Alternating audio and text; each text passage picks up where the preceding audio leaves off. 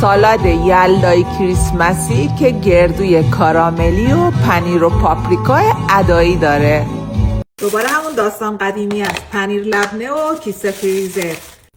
مقداری پنیر می‌ریزیم توی کیسه فریزر. از نظر من همه سالادا به جز سالاد شیرازی باید پنیر داشته باشن.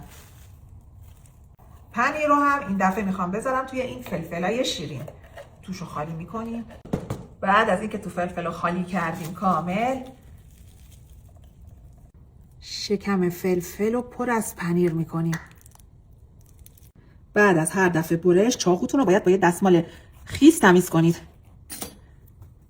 و فکر نکنید این فقط برای روی سالاده. شما میتونید یه بشقاب پنیر و فلفل که روش روغن زیتون و پول بیبرم ریختین دیزاینش کردین، ازش در بیارید بذارید رو میز مهمونیاتون.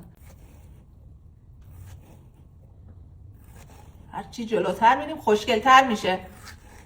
به نگاه کنیم شبیه گل شدن اینا. کمی مغز گردو بر تابه کمی رست میکنیم. الان یه عده میان میگن وای عسل رو حرارت سم میشد. سمی نمیشه، فقط خواصش کمتر میشه.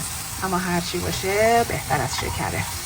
میتونید شکر رو جایگزین عسل کنید. یه دقیقه هم بزنید و خاموش کنید. 1-2 دقیقه حرارت بدید. گردوها به این صورت رنگشون کاراملی بشه. خاموش کنید حرارت رو. بعد از اینکه یکم سرد شد به یه ظرف دیگه منتقل کنید. مگه میشه سالاد یلدایی درست کنی و انار جزءش نباشه؟ یه دونه سیب سرخ حتما هم با پوست باشه. ظرف سرمونم میاریم. مخلفات سالاد که از بیس کاهو شروع میشه همه رو طبق سلیقه خودمون میچینیم.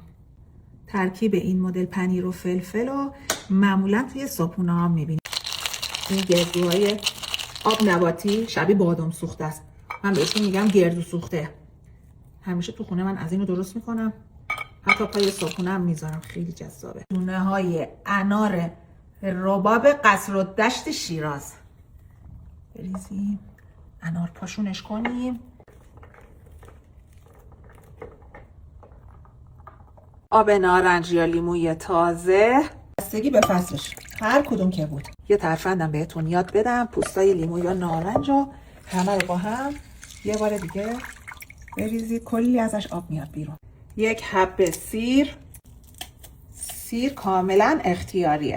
رب انار، عسل یا شکر، روغن زیتون و نمک. این سس سالاد کاربردی برای 90% سالادا میتونید ازش استفاده کنید.